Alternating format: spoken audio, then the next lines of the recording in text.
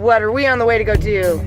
To fly our drone? Yeah. Alright, so we just spent an hour and a half trying to figure out how to get the drone to fly with no success. Apparently, maybe you're supposed to read the instructions before you go out someplace really cold to try to set it up the first time.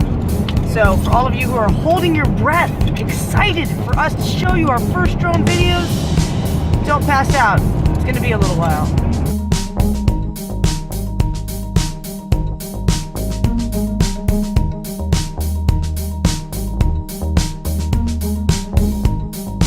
Got a drone. We're gonna learn how to drive it. We got a Mavic Pro, but don't expect any epic videos today because we just want to learn how to use it.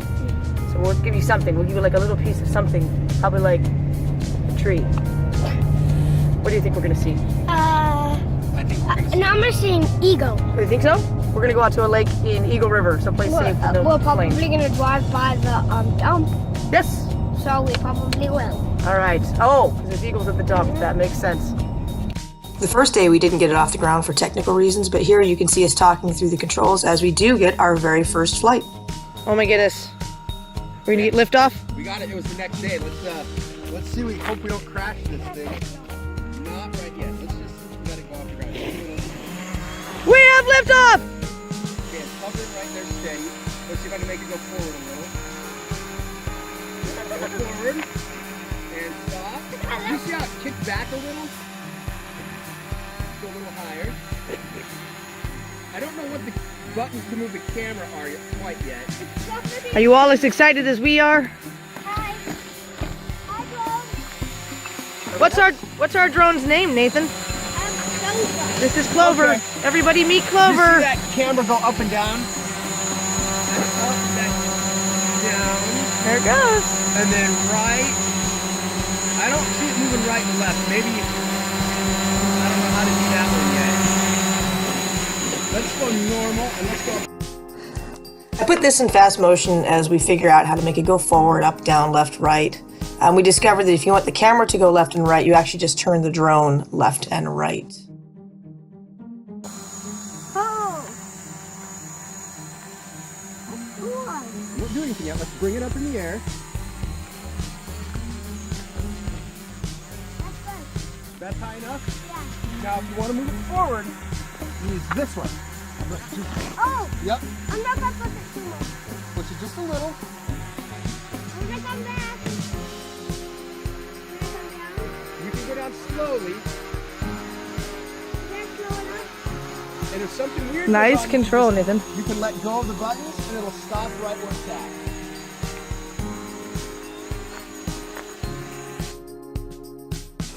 All right, so we got the controls figured out. Time to venture out a little further away. We didn't want to leave our site for our first flight, especially first few flights. And so not super exciting, but here we are exploring a little further. Nathan's really funny. He gets really concerned about how far away it is. I'm gonna bring it back. I'm going to bring it back. I'm just testing it out to see what it does. That is just really neat. So now it's going to stop right there. I'm going to push this home button and I want to see if it comes back, okay? So it's just chilling out there. I don't know how high in the air that is. Okay, I push return home. Let's see what it does. GPS mode. Not really doing anything right now.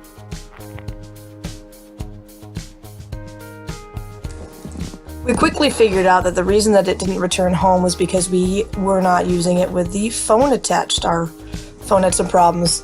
The next day we do get that kind of figured out. I sped this film up again as well. You know, there we are, saying hi. You can already see a couple of things we ran into right off the bat. Reflections on the glass. You can see the propeller reflecting on the globe. And then also, as we move around more, you'll notice that the contrast is really skewed. Everything's really white and washed out. Here, I was excited to finally take it over the hill. There you can really see that we don't have much of a distance. And then I pan. This pan is the original panning. Note how fast it is. So we learned pan slower because you can't just slow the pan down like I did here. By slowing the film down, it's really choppy. So when you do a pan, a round pan, you want to do it nice and slow. You can always speed it up again. Here is even slower. It just gets worse. So those are some things we learned right off the bat. Major glare there. But we're bringing it down, saying hi to our family. Aren't we really cute there? There's our family. Mr. Nathan wants to come say hello to Clover. He really likes to wave and say hi. It's really cute. Bringing it into land.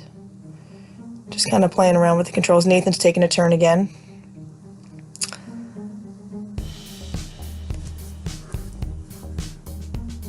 There's our family. Hello. Nathan spotted eagles.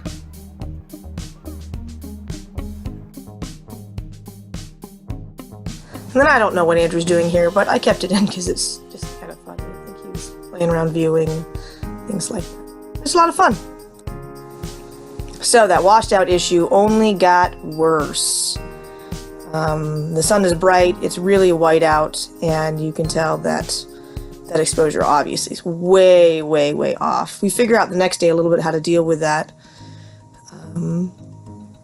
A slower pan. At this point we didn't have the phone set up, so we really didn't know what we were seeing. We're just playing around with the controls. And so we're just sort of, sharing that first experience with you.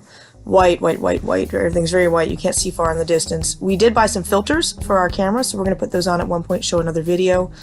But just be aware, when you have snow and some different things, bright light, you will very possibly deal with this washed out white condition. I did bring it back to another place on the parking lot where there was a darker spot, and the camera could kind of recalibrate itself a little bit there. But using your phone to be able to see and the adjustments on the drone are the best way to work at it. Like your favorite YouTubers say, use it as a tool, not as a flashy gimmick to... Yeah, keep your daydream. Christian, Mark, we love you. I love you. Andrew will learn to love you when he gets to meet you. Now you make me sound like a meanie. I know, and I just sound like a stupid stalker. So it's beeping, it looks like on the controller there's two displays, one for the battery power left in the controller. You're really close to that tree, Vanessa, and one that tells you the battery, how much battery you have left in the drone, and it's beeping because it's under 30%. It's at 20% now? Yep. So I'm gonna get near it because I need to figure out. I don't video, so I'm not as good with controls. I gotta say, it says 27 minutes, and that 27 minutes goes by pretty quick. Kind of. Yeah. There we go. Good job, Clover.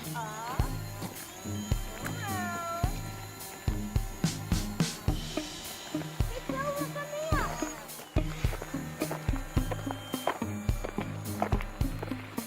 Good as the classes is in the snow. Can you just let it come down? Just land on the snow? Going home, it says. It's going home. Is that what it said? It says going home. So I'm just going to stand here and see what it does. You think it comes to me or is it going to come back when we started? I don't know. Let's just see what it does. It's still going in the air. And I can't even see it on the It phone. doesn't go to Anchorage. Where is it going? Maybe I should not move. Alright, so when you reach a certain battery level, like 20%, it automatically goes home. It didn't go home this time because we didn't have it set up with the phone attached, so it had no GPS. I don't know where it was going to go, but we had to manually bring it back, so you can watch that whole kind of struggle here. Whoa! I'm sorry, Are you controlling it, or? Kind of. Nathan! We are.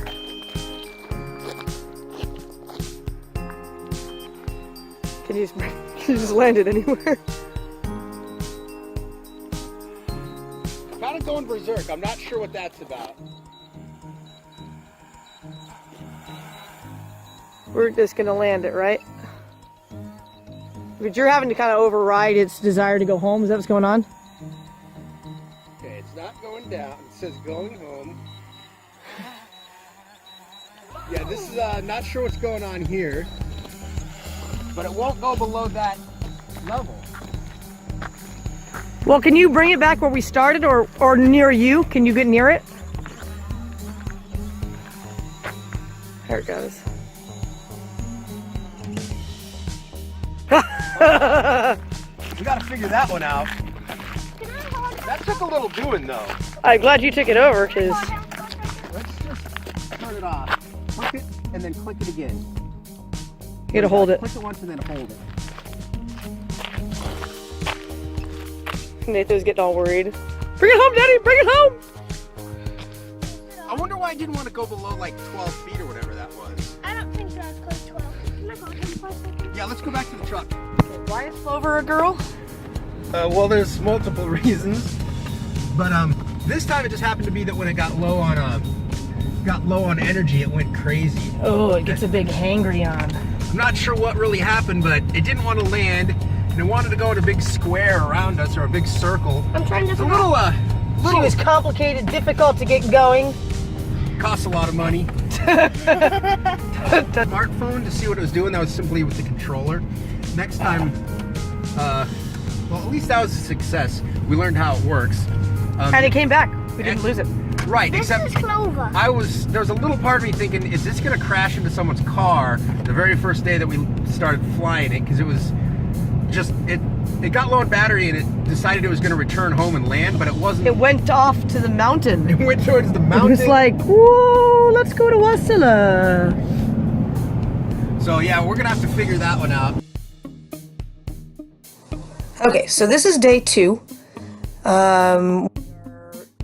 Taking it up to, see how it plays. We've taken the globe off, but there is still a little bit of glare. Like I said, we're going to do a video with filters and see how that does in a little bit. What we're dealing with here is the first time we've really had some wind. There's quite a bit of wind. It comes down this valley, and if you were to look at it from our perspective, you would be very concerned about the drone and the amount of movement it has. The gimbal does a really good job of holding it steady. In fact, it's kind of a cool image, but there is definitely some left and right change in the filming from it getting moved around. You can see how washed out it is. We're going to deal with that in a minute. Mostly here, we were just getting our bearings with some wind. It was the first time. I mean, it's really only our second flight, but we were definitely dealing with wind for the first time. Here, there's a lot of that washed out whiteness. We use the going home button now that our phone has been connected, and it does indeed want to bring it back home. We had launched it from the back of the truck. When it went down to land, it decided that that was not a suitable landing space. It didn't want to land in the truck. Maybe there were things too close to it. It would be really easy simply to just drive the drone over to the ground and lower it. One of my concerns without the globe on was getting particles in your gimbal. Someone suggested bringing a piece of cardboard so you have a place for your drone to land without any gravel or things to blow up into it, or if you're in snow, then you always have a dry, clean place for it to land. All right, finally we take it out and play with those controls. Now that we have a camera to look through on the phone, he can use that scrolling lever on the right side of the controller to play with that contrast, and you can see it. That makes a major difference. We were blind in our first flight. We couldn't see what we were doing because we didn't have a phone attached, any screen. Here, obvious difference for just without any camera filters or anything, being able to make adjustments to that. You can now see the contrast of the snow and the shadows in the mountain. You can see the clouds in the sky. It was really quite a bright white day. Practicing a slow pan. A little bit of reflection on the camera. Not nearly what we had from the globe. When we had the globe on it, you could actually see the propellers reflecting off of it. It's really white over there. That's where the sun is shining from, so you're not going to get a lot of data unless you really adjust that contrast. I don't think Andrew messed with it at this point. And panning around. And this is Eagle River. For anybody who hasn't seen Eagle River, this is heading down in the valley. They have a beautiful visitor center down there. On the other side, we run into, oh, there's that contrast issue again. Oh, no big deal. Let's just adjust it. A circular polarizer might be just the trick to really clear out that extra brightness. And for the third or fourth time, I will mention that we're going to do a film on the filters. There we are! Our truck down below. And, our truck down. Alright, here we play around with the sensors that tell you you're too close to something. This tree branch on the upper left actually set it off, and it beep, beep, beep. It tells you that there's something nearby. Later, he brings it up to this sign, and again, it lets us tell you that you're too close to something. It stops the drone, help to protect it so you're not going to run into things. Great thing is, if you run into a problem and you panic, just let your hands off. Your drone's going to stay afloat. It won't drop out of the sky like the old drones used to do if you let off the gas. Nathan, of course, like I said before, really likes to come and wave and say hello to the drone. He's being cute. Hello, Mr. Nathan. Just his face is setting off that sensor. So if you listen to your controller, it's going to give you a lot of warnings about running out of fuel, not fuel, but battery, that you're too close to items. Here we said, all right, let's, well, maybe not quite yet, just about, we're going to have it go home. Here it is. And I fast forwarded this so that you don't have to sit through a long process, or not fast forward, but sped the footage up. Sorry for the beeps. Andrew kind of plays around with the camera while it is, oh, it doesn't let me do that, while it is going home. Neat view of the valley roads there, houses up on the hillside. Again, dealing with contrast and filters, we'll work those kinks out. It brings it down very slowly. You can't really tell here because I've sped the footage up, but it's a very controlled return home. I was just working with this drone has been really nice. I don't use controls a lot. I don't play video games a lot, and basically if I can manage this thing, anybody can. They've worked really hard over the last decade to really smarten up these pieces of equipment so that you're not losing your $1,000 drone. So your wife and your kids can fly it, or I'm sorry for all the wives out there that are more capable than me. Your controller handicapped family member, whomever that might be. We knew that it wasn't going to want to land in the truck. Here you can actually see it from the drone's view. It comes right down to the tailgate, says, nope, I don't want to land. So Andrew simply pulled it over to my hand. Now, I'm not going to lie, it pulled on me a little bit. When you're ready to shut it down, if it lands, it shuts itself down. If you need to do it, you simply pull your controllers down, the little toggle switches down and toward themselves. So he had manually shut down the propellers, and we're just going to say goodbye. So again, there's cute Mr. 7-year-old Nathan. He's lost his tooth, and he's saying goodbye. And we hope you guys have great success driving your first drone. I definitely suggest the Mavic. It's been awesome. For more about our usage with our drone, check us out on social media, Semiserious Chefs, or hashtag #SSChefsTravel, and check out these videos for our use of filters and what we eventually were able to do after just a couple of flights when we visited Homer. You might be amazed.